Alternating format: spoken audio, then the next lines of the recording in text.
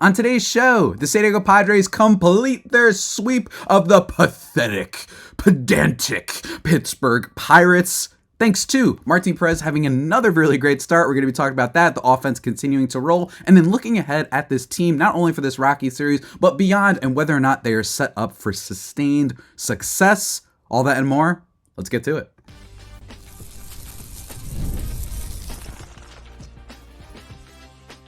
You are Locked On Padres, your daily San Diego Padres podcast. Part of the Locked On Podcast Network, your team every day.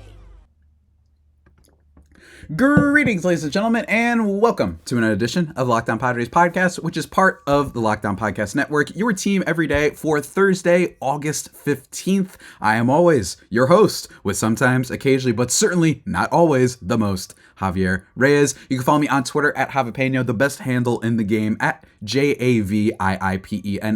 Feel free to reach out to me with any questions or comments you may have about the Padres. Love interacting with all you listeners and viewers of the show. Also check out at @LO_Padres for updates on the show. And if you're wondering, I am a baseball writer, longtime baseball writer as well, outside of Locked On Padres, and you can find my work over at Just Baseball. I usually am rocking the hoodie, but go check out that website. It's really good. And I'm actually going to be, programming note, I'm going to be on Patrick Lyons' show, which will be Friday morning at 12 p.m. Eastern time, previewing, talking a little bit more about this Rockies series. So if you want more in-depth thoughts about that, stay tuned for that live show on Twitter or YouTube, wherever you get it. Go check out Just Baseball, guys. Today's episode, though, is brought to you by the legendary folks over at Prize Picks, the easiest and most exciting way to play daily fantasy sports. Go to prizepicks.com/LockedOnMLB and use code all lowercase LockedOnMLB for a first deposit match up to $100. And I'm just going to keep it 100 with all you folks. Do people say that anymore? Keeping it 100? I don't know. It feels a little bit cringe. That's why, like, in the middle of me saying that, I felt like I wanted to pull back. I was trying to get the words. I saw them coming out. I couldn't stop them.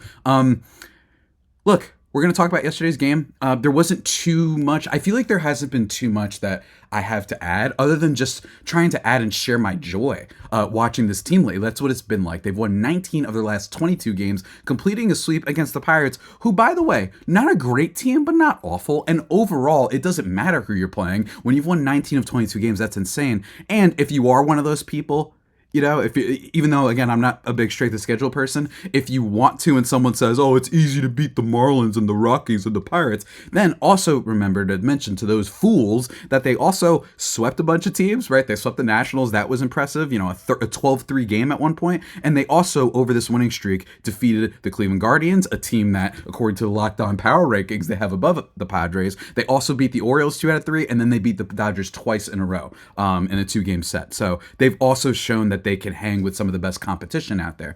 And yesterday, by the way, Mitch Keller, not a bad pitcher for the Pirates. Really, heading into this game, 3.56 ERA, not a strikeout machine. He's just like a quality start guy. He's the type of guy that you feel really good about if he's like at the back end of your rotation. He's kind of broke out recently in his career. But overall, the Padres absolutely trounce him. Right? Their offense absolutely going out of roll. We'll talk about the offense in a second because I want to start first with Martin Perez.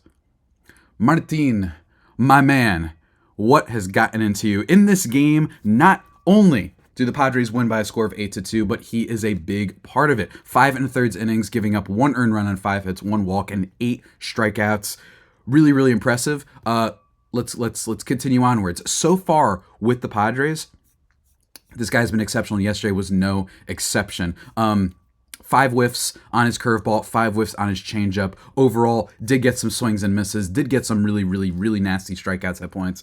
Yes, this is the most impressive lineup in the world. Martin Perez has not faced exactly the greatest competition in the world, which I don't use strength of schedule for when it comes to this winning streak, but I do think it's fair to bring it up at least a little bit in terms of what Martin Perez has been doing. He hasn't exactly been facing the toughest competition. He's got to start against the Pirates and then a start against the Marlins and the Rockies. But even still, I still think it's amazing. And if you're watching the show on YouTube, you might be wondering, why did I say Perez is being disrespectful? You know why? Because not only has he been a great acquisition for the Padres, he also just did this against his former team. That is rude, sir, for you to be so mediocre isn't even the word for him before this, with the Pittsburgh Pirates, who, by the way, were like okay this year. It's not like they wouldn't have liked if Martin Perez was performing at a higher level. Then he joins the Padres, and boom, Ruben Niebla continues to cook. It cannot be emphasized enough how much that acquisition, that hiring, I guess you should say in this case, just changed the course of this Padres kind of history, changed the course of how the Padres are run as an organization in terms of player development. There are so many pitchers who seem to get better, right, with this team. Not only turning some guys that you don't know anything about, like a Matt Waldron, right? Matt Waldron, nobody really knew who he was before the season, and he's been a really quality third guy in the rotation for sure, basically all year long. Not only that, it's also been improving other pitchers, right? Making it that, Blake Snell, he delivers another Cy Young season. Dylan Cease, he decreases his walk rate significantly, battles through some command issues, some tipping pitches issues. It's just amazing. And frankly, if Mike Schilt wasn't the manager, I almost feel like Ruben Niebla might have a case to be made to be a manager of some team somewhere, right? So I would worry about that just a tiny bit, that like if another team poaches him or like, hey, we'll pay you, a good amount of money or whatever is a decent salary. Maybe not like, what's that guy? Scott Servais? No. Who's the guy that left the Brewers? For some reason, the Cubs decided it's smart to spend like $1 bajillion on a manager. I forgot his name. But that dude from the Brewers, a team I famously don't like, I just think that what you're seeing here is Niebla has been amazing.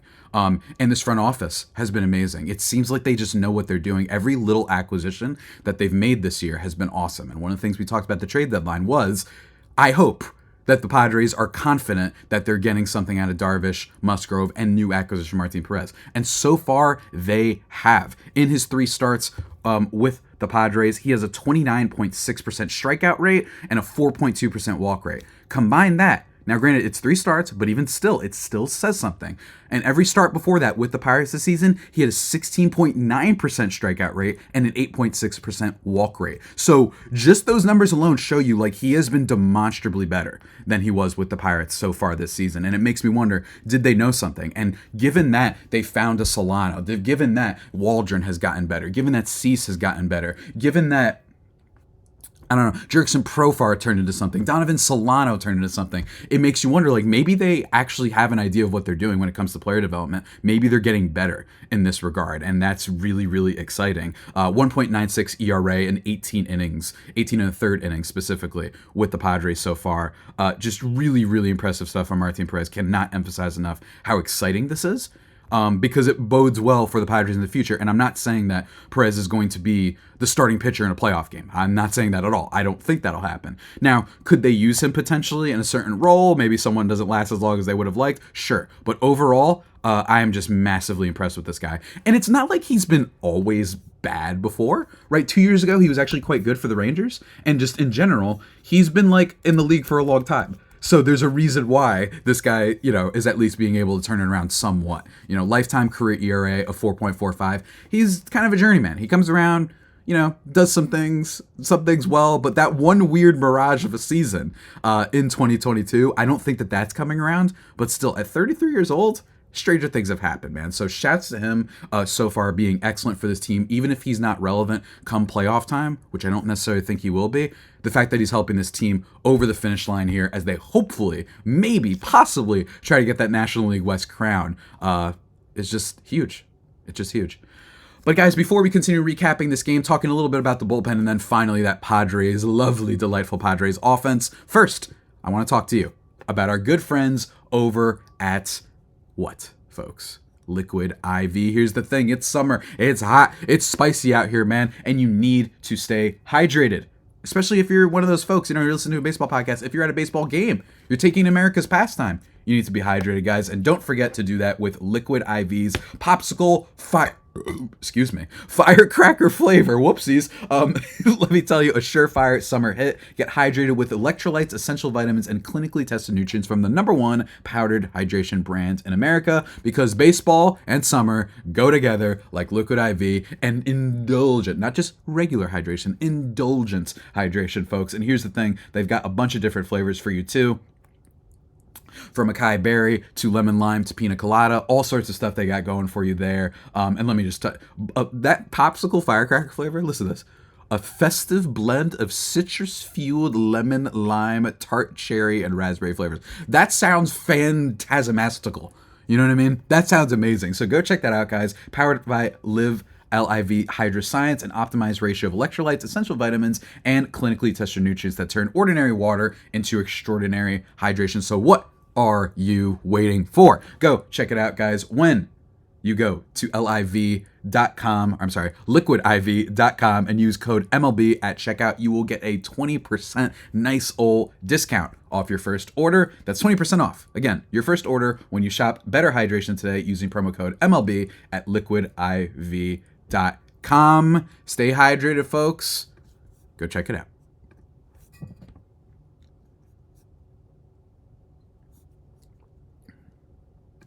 And just like that, folks, we are back here on the Locked On Padres podcast, thriving and vibing as always into the second segment of this show. Remember to follow us on Twitter at Javipeno, JAVIIPENO, or at LO_Padres.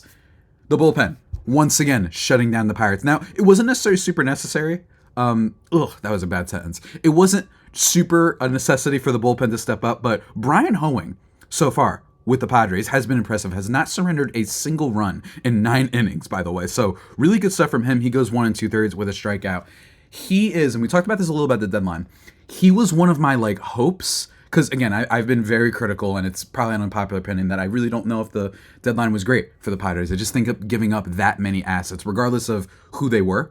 I just thinking of giving up that many assets for bullpen arms, especially some bullpen arms that won't be here long term, like Tanner Scott, makes me worried, and that's why I didn't necessarily love the deadline. I gave it B-, C+. Ryan Hoeing, maybe he was one of the reasons that they had to give up another big prospect. I just spent this first segment talking about how this organization, this team, this management is showing some evidence that they aren't just getting lucky and signing guys, because you don't just get lucky with 7 players who break out, right? So maybe they knew something about Brian Hoeing, and they knew this guy's pretty good, and he's the one that's under control, and then Tanner Scott is just the best bullpen reliever on the market who you can bring in for a title run this year. So if that's the thinking, then I'm into it. Again, 9 innings so far, no earned runs, and he's been pretty solid. He can give up some walks. He didn't in this one, but he's got a 1.36 whip on the season, so be prepared for that. But all in all, really, really nice performance from him. Sean Reynolds making a nice appearance as well. 1 inning, 2 strikeouts, no earned runs. And then in comes Adrian Mortejon to finish off the game. Unfortunately gets hit just a little bit, giving up an earned runs on 3 hits, 1 walk, and 3 Ks. I don't know how many times I have to say it. You and whoever tweeted at me and commented that you fear about Yuki Matsui, I fear about Adrian Mortejon. You know what I mean? I just, he just makes me nervous. But again, he's still so good. And again, 1.32 whip with him. He's been having some issues with control lately. He's been a little bit weird. He's still good. I still think his raw stuff is very good. He's able to get you some Ks. But again, I really would caution the Padres in high leverage to go with him. And I don't think they will. There's a reason why they got Jason Adam, Tanner Scott, and even Brian Hoeing at the deadline. But I do think that I would watch out for that. But this game was more about the Padres offense. Luis Arraez, another 2-hit game for him. Second day in a row with 2 hits, 2 for 4 with a double and an RBI in this one. Jurickson Profar, he's been tamed just a little bit. 1 for 4 in this game. But the hero of the game starts very early in the first inning. And honestly, the Padres never looked back after Luis Arraez gets on base and Jurickson Profar gets on base in that first inning. Jake Cronenworth with a huge bomb to right field. He really needed that. Cronenworth has not been good for a while. I haven't talked about it as much because his slump has almost coincided with the Padres going on one of the greatest runs in franchise history. So it's been kind of I don't want to bring down the mood. But the reason why is because 720 OPS in June, which isn't that bad. He still drew some walks and whatnot. July, he had a 586 OPS though. But so far through August, 268, 348, 414 slash line. That'll play. I still, once again, will emphasize, don't look at the wins above replacement for Cronenworth. He is a lot better this year than he has been in previous years. He's hit the ball a little bit harder, although that has gone down a little bit, and it seems like his maximum power is to that right field porch at Petco. That seems to be 99% of the time where he's hitting his home run. So that's not necessarily bad, right? You take advantage of your home ballpark dimensions. That's totally fine. Whatever works for you. Ha-Seong Kim did it last year. But I'm just saying, overall, keep that in mind. Almost all of his home runs have been to right field. So depending on the matchup, he might not be great. So it depends on righty-lefty splits, all that sort of stuff.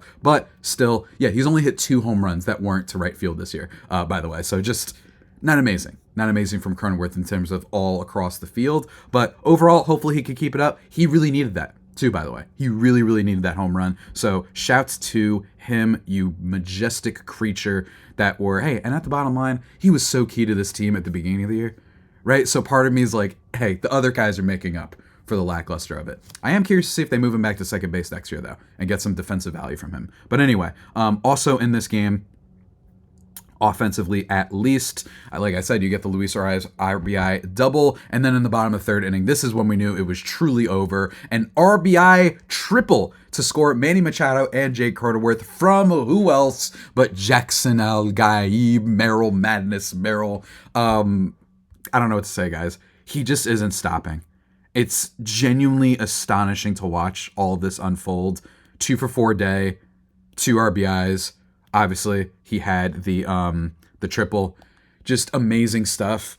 Again, I've been adamant. I don't know if this guy's going to win Rookie of the Year, and I really don't like punishing. Because I would say, I think for MVP, you ignore positions and you're just like, who was the most valuable? Who gave you the most wins?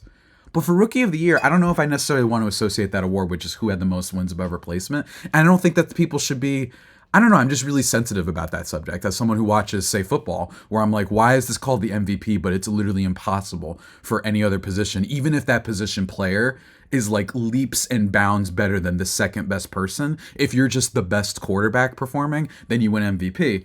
Now, again, this is a very different situation. There's a lot more position players than there are quarterbacks. But in general, I don't know. I just really don't want to remove the Skeens thing. And again, we're going to have to see. We're going to have to see. But if Merrill keeps doing what he's doing right now, he's going to win, especially because I think that the national media attention is starting to go more and more on the Padres. And I think that overall, Rookie of the Year race is such a fun thing to watch. But for me, biggest thing in favor of Jackson Merrill is the position change. I just think for you to be 21 years old and change from shortstop to center field and be great immediately in your first year, not necessarily the best, Gold Glove, Jackie Bradley Jr., Willie Mays defender, but been really good in there and has made some diving catches, made the game-saving catch in Game 1 against the Pirates. So that's just my feelings, but overall, another good game for Jackson Merrill. What else is new? And then David Peralta, who we've been talking about, hitting a 2-run shot in that same inning in the bottom of the third. That basically is it. Joey Bart gets a home run later, and then Isaiah Kiner-Falefa gets a RBI single, whatever, who cares? But David Peralta, man, this Padres offense, 2 for 4 day from our guy Peralta with a home run. The freight trade, like I said, he has having an apology tour season. All those years that he exacted just assault on the Padres organization, killing us when he was with Arizona. It seems that he has something left. And again, he's been really good for a while now. 763 OPS now with the Padres in total. Doesn't play every day, but man, when he does, he's starting to become a guy at the bottom of the lineup that you're like, yeah, this guy can get some hits, and he can even get some home runs in this case. So love that. The only issues with this team right now are your Campizanos and a little bit of your Kims. I'm confident that Ha-Seong Kim can bounce back to just being an average at bat who can draw out walks and whatnot. And by the way, while people will complain about Ha-Seong Kim, at the very minimum, what I do like about him this year, he is currently, let me pull this up really quickly, 11th in terms of OPS in high leverage situations this year. Right? Fun fact, Jurickson Profar is number 1, and then Jackson Merrill's number 4. So again, that kind of explains a lot about this Padres offense, is that the non-stars have been so clutch when it matters most, and that's just amazing to see. So again, Ha-Seong Kim I like. It's just your Campizanos, your Bryce Johnsons, and your Tyler Wades. The good news is Tyler Wade went 2 for 4, and I do like him as a pinch runner. And then Campizano, we have Higashioka, right? He's not playing all the time in Campy. The only one is Bryce Johnson, and we have to hope that Tatis gets back, and we have not gotten an update just yet. But all in all, really, really nice performance from the Padres, and now they go to face the Rockies. It would be nice, though, if the Diamondbacks could lose a game. I would greatly, greatly appreciate that, folks. I really would. I really would. But we're going to talk only just a little bit about that series because I will be previewing it on that live show I mentioned for Just Baseball tomorrow morning. But I do want to talk a little bit about a question that a friend asked me. Not anyone on this show, but a friend asked me, and I feel like we should address it. And that is this Padres team set up for sustained success? I think it's worth talking about that. And we will in just a minute, folks. But first, I need to talk to you about the legendary, the sensational, the perfectionists over at Prize Picks. I tried to come up with a P word. I couldn't think of one. Go check it out, guys. It is the #1 daily fantasy sports app with over 5 million active members. And all you do is you pick more or less on 2 to 6 player stat projections. So it'll give you a stat. It'll say, hey, do you want over on Jackson Merrill bases? 1.5. You could do that, or you can go under. And then you can pick a totally separate team. And you can go, hey, I want my lineup to consist of someone who's going to get more strikeouts today, or under on strikeouts. Whatever it is, all sorts of combinations are available for you. You can 100 times your money in just a few easy clicks, guys. Go check it out. And if you're looking for promotions, Prize Picks has you covered every week. From lowering select players' stat projections on Tuesdays to helping your lineup better hit, or getting your entry fees back on Fridays if you have a losing lineup. It's really fantastic. And with the finals over, and with the Team USA basketball over, and frankly with just basketball over and everything over, don't worry. They also have women's hoop stuff covered too. Don't miss out on the action. Women's basketball is still heating up with stars like rookies Angel Reese and Caitlin Clark, or some of the big-time names like Asia Wilson, Team USA superstars of Asia Wilson and Brianna Stewart. You can up to 100 times your cash by putting them in your lineup, watching them ball out. And let me tell you, you can ball out with Prize Picks in more than 30 states across the country, including California, Texas, and Georgia. So guys, what on earth of all that is holy are you waiting for? Download the Prize Picks app today and use code LOCKEDONMLB for a first deposit match up to $100. That's code LOCKEDONMLB on Prize Picks for a deposit match up to $100. Pick more, pick less. It's that easy with Prize Picks.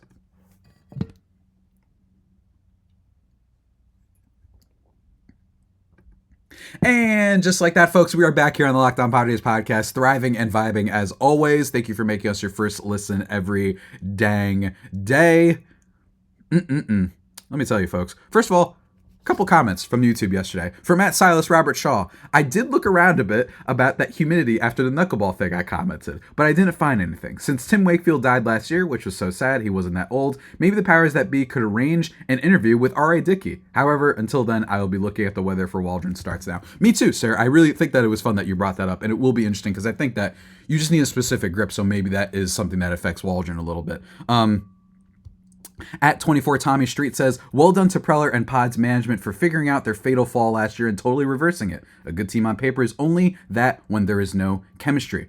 They effing nailed the chemistry this year. No more ego BS, just killer baseball. Also, for the record, our run includes beating the Guardians, Orioles, and sweeping the Dodgers, so yeah, it's legit. The Guardians, Rockies, Marlins, and Pirates are just weak casualties of this rampage. I really love that last comment from you, sir. That was great. And also from Silas Robert Shaw, with one of the great philosophical points of our time. The D-backs are annoying. I agree, sir, 100%. You are absolutely on the money. Really good vibes for the Padres overall. And I just have to say that, it also, like, this is why the D-backs are annoying, because, like, Jake McCarthy, he's slashing 455, 486, 712 since July 27th. It's like, what's going on here with the D-backs, man? It's like random players. Jackson Merrill, is it random? You know what I mean? Like, he's like a top-level prospect. It's like, why is Jake McCarthy doing so well? But anyway, enough of that, folks. I want to talk a little bit about sustained success. And here's the thing with the Padres. I think that with the Padres, first of all, by the way, it should be noted, I do like that the Padres have a good set coming up. Against the Rockies. They've got Matt Waldron going on Friday, then Dylan Cease, then Joe Musgrove Saturday and Sunday, respectively. Do love that, by the way. But again, we'll talk more about that on tomorrow's live show with Just Baseball. I want to talk about sustained success. And what I mean by that is this team ready to not only do well in the postseason, but years beyond? And I think that these are two separate questions. First of all, I do think that they are set up well in the postseason. I think that a Dylan Cease, Matt Waldron, Michael King combination, and if you have healthy Joe Musgrove, that's a rotation that can win you World Series. I stand by that. You know how I know that? Because last year's Rangers team, just as an example, it's not like they had a dynamite rotation. You don't have to have like 3 Cy Young guys. You usually have to have like an ace, but other than that, it's like, I think that the Padres have that stuff, and I'm going to be curious to see actually how they approach a playoff series. I think that's going to be important, but when it comes to that, they've got the bullpen, they've got all that stuff. I am wondering, and I think you guys should wonder as well, what is this team set up for in the future? And I do think that that's important because, hey, they just mortgaged away so many of their prospects. I'm wondering, this is a team that's going to have your Yu Darvish, your Joe Musgrove, your Matt Waldron, your Dylan Cease, your Michael King, but Yu Darvish, not getting any younger, right? I know he's been absent, but it's not related to injuries. But even still, he has been injured before. You got Joe Musgrove, who I think when he's healthy and everything's right, is still an excellent pitcher, and I think that he can be huge down the line. But then it's like after next year, Dylan Cease and Michael King are free agents, and I'm wondering if them deciding to trade away their pitching prospects means that some extensions could be on the horizon potentially for some of these pitchers. So we'll have to pay attention about that. And then lastly is the lineup, and I'm wondering what the heck happens. And I am wondering if this Padres team is truly more all in than I had originally realized on this season.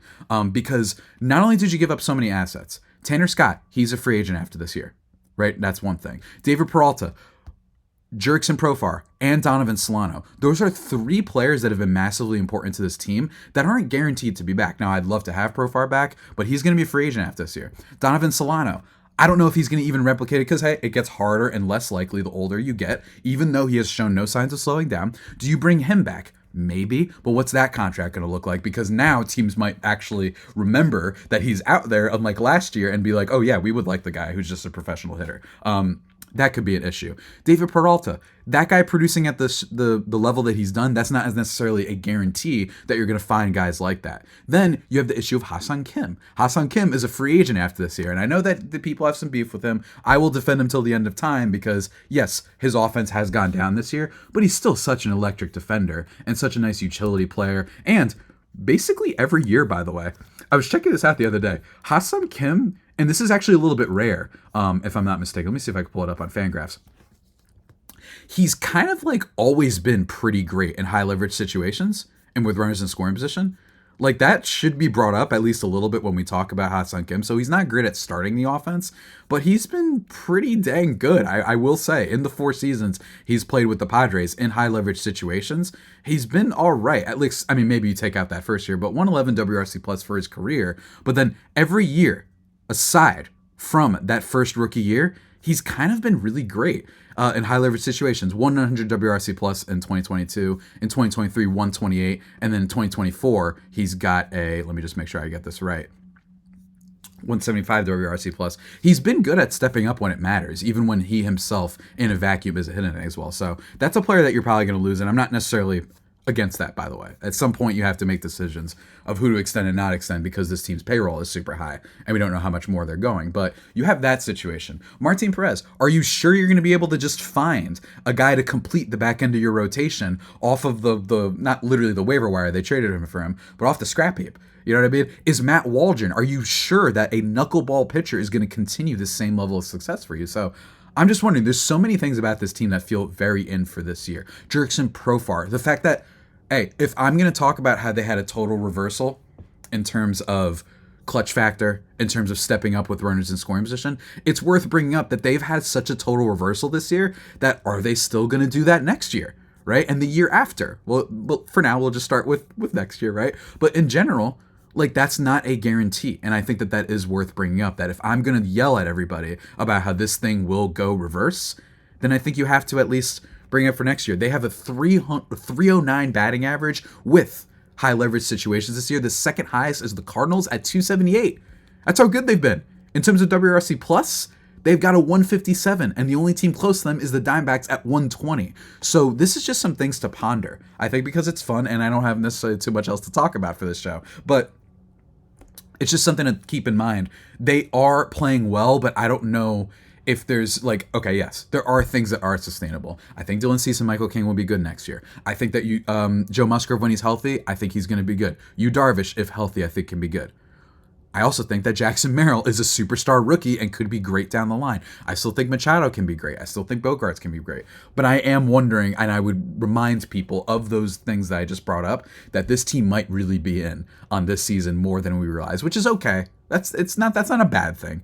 It's just something to think about, and it's something to consider also because we have free agency coming up. And by the way, not a bad free agency class. I've been raising the alarm on this for a while now, which is why I am against extending guys if you don't have to, why I think right now I'm against extending Jackson Merrill because you don't have to. I know, I'd love to get him for cheaper, right? But hey, That's, you reap what you sow, guys. So don't yell at me and yell at the Padres to sign all those free agents if you're going to be upset that it might hinder their ability to extend their young rookies for less years later, right? So be careful on that. But all in all, I just think it's something worth bringing up, folks. That's all I'm saying. Don't hate me. Don't hate me. I'm just asking questions, you know. I'm a free thinker. No, I'm kidding.